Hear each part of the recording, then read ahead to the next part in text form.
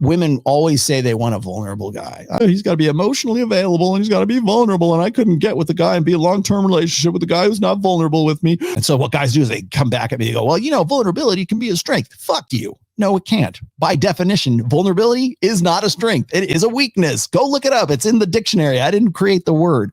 You want to come at me for redefining hypergamy.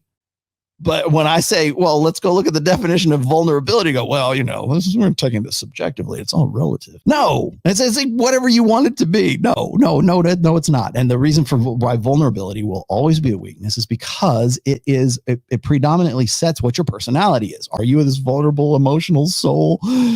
Are you a beta? That's emotional guys. Beta guys are vulnerable. They think it's a strength. They think it should be seen as a strength. It is not. Not at all. But then you get these guys who say, well, I read Mark Manson's models and he said we should all be vulnerable. And then the women dig vulnerability. No, they really don't dig vulnerability. They dig strength, especially right now. Chicks dig jerks. Okay. And it's not even so much about that. Like it's the vulnerability side of it. It's like you're trying to pretend that it's what's called a transvaluation. You want to turn the word or the term into the opposite of what its actual meaning is. Right.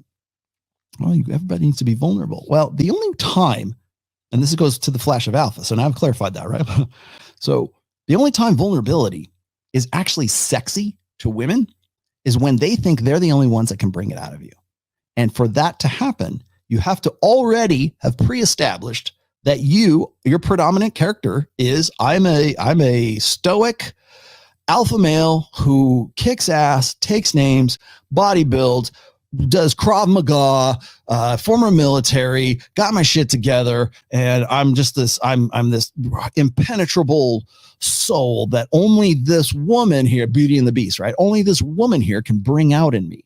If I'm an alpha and that's my predominant character, personality characteristics, when I show an ounce of emotion or just the tiniest fraction of vulnerability to the woman that I'm with, that is like manna from fucking heaven for her because she thinks she's the only one who can coax that out of you.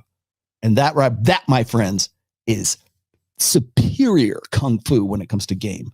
If you can do that, if you can say, well, I'm not really, if you can impress upon that woman that you are stoic and she has to you're a challenge, you're a mystery, you're an onion, you have to unwrap all the layers and stuff like that. If she has the impression that you're she's the only one that can bring that out in you, you get to the point of what Nick Krauser calls deep conversion, right? You get to the point where it's like she's ride or die. She is so wrapped up in the enigma, the intrigue of what you are, that when you give that little bit of emotion, when you give, it's really intermittent reinforcement in a behavioral sense, but it's a reward. That vulnerability is only appreciated by women from men who are badasses, who are not vulnerable, who are their characteristics, their primary personality traits is invulnerability. It is like the stoic, like I said, strength. And so when that guy, on the very rare occasions that he does that is when vulnerability can be very sexy and very attractive. But it also requires that you're already in a relationship with this person. Right? She already knows what your character is. So for a guy, so here's the flashes of alpha connection. Okay. So when a guy is predominantly alpha and he shows vulnerability, that's sexy. Women like that because it's like this rare thing. And it's an ego boost for them because they think I'm the only one who can save him from himself. Right. It falls into that archetype, that mythology. But when a guy is predominantly beta and he alphas up, right? So the other way is he's an alpha and he kind of like betas down a little bit, being vulnerable. If the guy is predominantly beta and he alphas up, it never seems genuine. It always seems like a petulant child, which is exactly what Jada has described. Paraphrasing, it's described Will Smith as after the slap. He is predominantly beta. He slaps. That's not you.